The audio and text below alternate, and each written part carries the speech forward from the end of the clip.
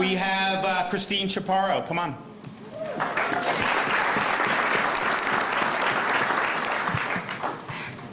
Hi, everyone. Thank you, Governor DeSantis and your team, for the opportunity to speak today. As a Broward County mom of 3, soon to be 4, I have always been involved in my children's education. My oldest 2 are currently in a great public school in Broward County. For 6 years, my husband and I have volunteered. I have been the room mom, on the PTA board, and involved in SAC. I myself went through K-12 education in Broward County, public school. With that being said, this will be my kids' final year. They will be in a private school next year because although our school is great, the district is not, and there's only so much that a great school can insulate from that. In the beginning of the school year, my 5th grader came home with benchmark assessment workbooks as his ELA curriculum. That's English Language Arts. First one had excerpts from an author who students were encouraged to research. The passages were not great quality to show developing writers, so it piqued my interest to look a little bit more. Well, I looked him up, and he co-authored an anti-racism book with Ibram Kendi. So I was like, oh, I get it. The next one he came home with was titled The U.S. Constitution, Then and Now. One page mentioned a movement to make Washington, D.C. a state, but left out why it's not.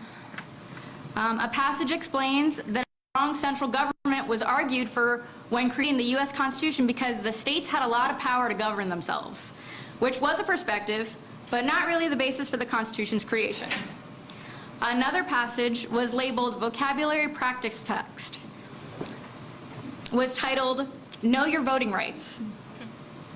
The first paragraph reads, after Stacey Abrams lost Georgia's election for governor in 2018, she stepped up her fight for fair elections. Propaganda. It goes on to say events that occurred during the election convinced her that the vote had been suppressed, influencing the results. Suppressed is the vocabulary word. Third paragraph reads, she points out that problems like these, which seem like errors or disorganization, are just ways to suppress votes. Abrams is the first black woman to run as a U.S. Democrat candidate for governor. She's keenly aware of obstacles facing voters of color.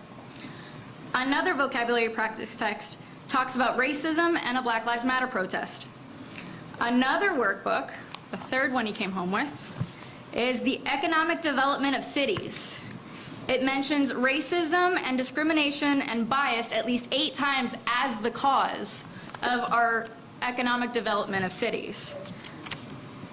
Now, some may argue that these examples aren't that bad, but when you pull together this series of workbooks as an English language arts curriculum, it's not civics, it's not social studies, this is English language arts. These passages are selected and compiled.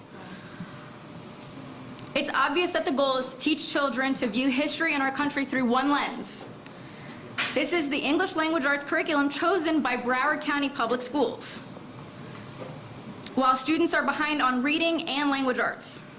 These decisions, along with other BCPS policies, are the reason why my children will be attending private school next year, and I know my family is not alone on looking for alternatives. Opponents of this bill argue that this law will remove or rewrite history. I disagree that what is in my kids' benchmark assessment workbooks is accurate history or a lens that belongs in an elementary school classroom. As a Cuban American, I am not afraid of knowing ugly or uncomfortable parts of history. Those that do not know history are doomed to repeat it, after all. Yes. I do fear the indoctrination of showing every facet of life through one specific ideological lens and calling it public school education. Again, I thank you for the opportunity, and I thank all that worked towards passing this legislation. Great job.